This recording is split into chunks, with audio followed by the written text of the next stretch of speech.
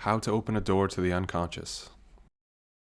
I see a lot of comments floating around on the internet that frequently quote Jung, saying something along the lines of, Eastern philosophy is meant for the developed Eastern mind, and that Westerners should stick to Western philosophy and religion since it's of our heritage. I can see the value in what Jung is saying here, but he said that about 100 years ago, and the world has changed significantly since. With modern globalization and the advent of an online-driven information age, I personally do not think this message from Jung needs to be taken so seriously. For context, I grew up in the West, but in a family that promoted Eastern thought, and even identified with it. By the age of 12, I knew more about the Buddha than I did about Jesus. So for a young mind that was saturated in Eastern philosophy growing up, I personally find the Eastern approach to spirituality more natural than something like the Bible. I think Jung's words on this matter held great value for his own time period, but for us, it's time to see the bigger picture. Jung spent years studying Eastern schools of philosophy, once traveling to India himself to meet and correspond with the people, culture, and mythology. There's a decent book called Jung in India by Sulangya Sengupta that covers this adventure and how it affected his own work. If you're watching this, I'm sure you're aware of Jung's theory of archetypes and how it works. Indian mythology, like all mythologies, is an archetypal emanation of the collective unconscious, on a cultural level. The subcomponents and details of the story can change depending on time period and region, but the core elements of the story, the archetypes, remain universally relevant to the human psyche. In my opinion, Jung's warnings about sticking with our inherited cultural religions hinges on a small distinction between whether we understand this key concept or not. If we don't quite understand that all religious mythologies are unique manifestations of one universal source, the self, then yes, working through the familiar filter of your own native religion is probably the fastest path to spiritual understanding for you. But for those who can see this underlying theme shining faintly beneath the surface of dogmatic interpretation, all religions become equally useful. Understanding this is very important for anyone wanting to follow in Jung's footsteps and provoke an encounter with the unconscious. The unconscious is a formidable and at times terrifying aspect of consciousness. To confront this unconscious aspect of ourselves, we must approach this challenge well equipped. Unfortunately, the West is lacking in this kind of authentic training. Exercising the subtle aspects of the human mind has not been a high priority on the Western agenda, but historically in the East, this kind of psychological training was more abundantly available. The umbrella term for this training is called meditation, and Jung practiced it daily. A big reason Jung and meditation are not historically synonymous is due to the lack of understanding of what meditation actually is and how it should be classified. Meditation is commonly viewed as sitting in lotus position, eyes closed, and breathing slowly and deeply. But that's just one of hundreds of different styles of meditation that exist. Jung actually invented his own style, coining it active imagination.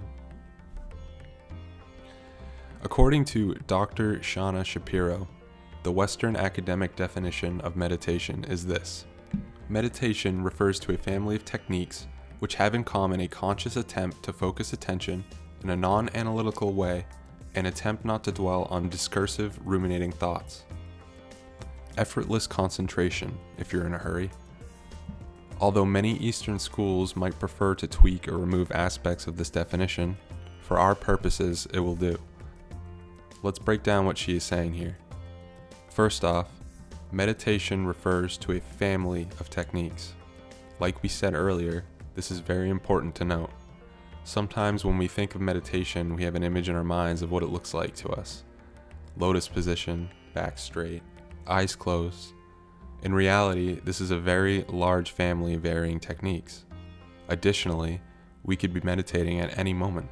If we bring our full attention to the present moment, we can consider almost any activity as a form of meditation. If we are eating a meal, and our full attention is with the eating of that meal, if we are intimately aware of the sensations of our teeth chewing the food, and we are really present with the smells, the tastes, and the forms, then we can consider that meditation. If we are washing the dishes and we remain aware of the space where the hot water meets our hands and scrub each dish with care and attentiveness without distraction from thoughts, we could consider that meditation. The next part of Shapiro's definition says, which have in common a conscious attempt to focus attention in a non-analytical way. So there are many different avenues one could take for meditation practice, but what do they all have in common? They all emphasize a conscious attempt to focus attention. This is very important to note. They all emphasize a conscious attempt, not an analytical decision followed by effort.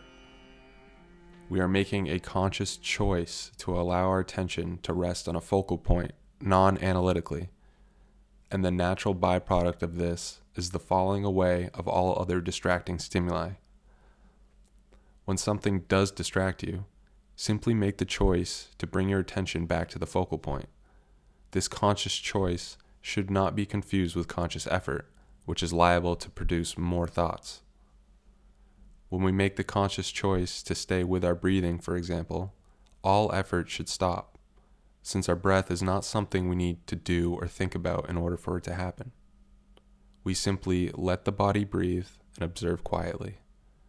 Or in Jung's case, we would allow the subtle images of the imagination to be our focal point and rest our attention in that imaginative space non-analytically.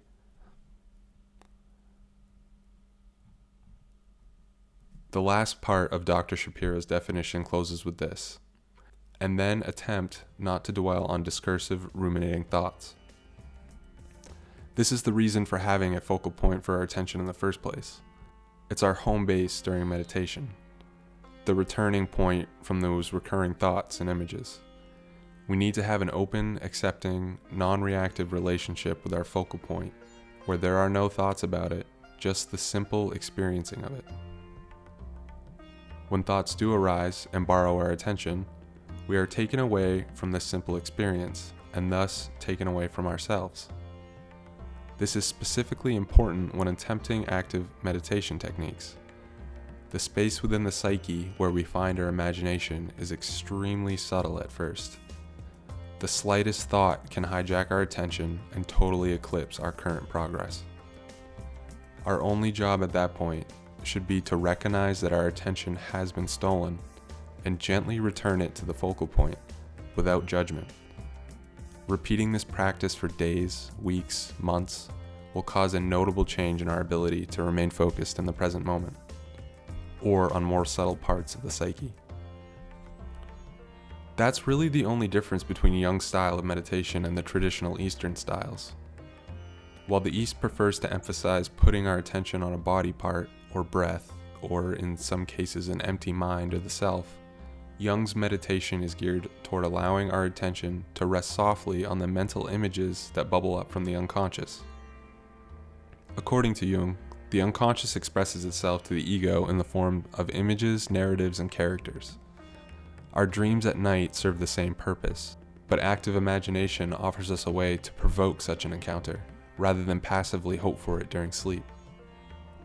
This meditative technique is what Jung used to create the experiences he wrote about in the Red Book, and should be revered.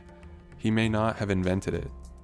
There are many other similar meditations shared throughout history, but he certainly is the best source of written experience on active imagination meditation.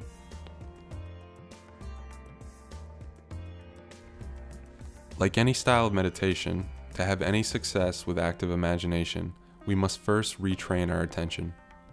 Every day we step out of our homes into a world of marketing, advertisements, bright flashing lights, smells, sounds, addictions, various distractions, all vying for our attention. In our modern age, we even face this battle for our attention every time we open our laptop or turn on our television. I think if the average person was actually aware of this constantly changing direction of their attention, it would be enough to make them dizzy. So step one is always going to be regaining control over our constantly stolen attention and maintaining awareness of where it goes. To do this, we should start small. In the grand scheme of things, Jung's active imagination meditation is actually a very advanced technique. There are less advanced styles of meditation, such as body scan meditations, that are perfect for beginning this process of retraining attention. Once we reach the point in our practice where staying focused on one thing for an extended period of time is a simple task, we can then move on to directing the attention towards the subtle aspects of the psyche.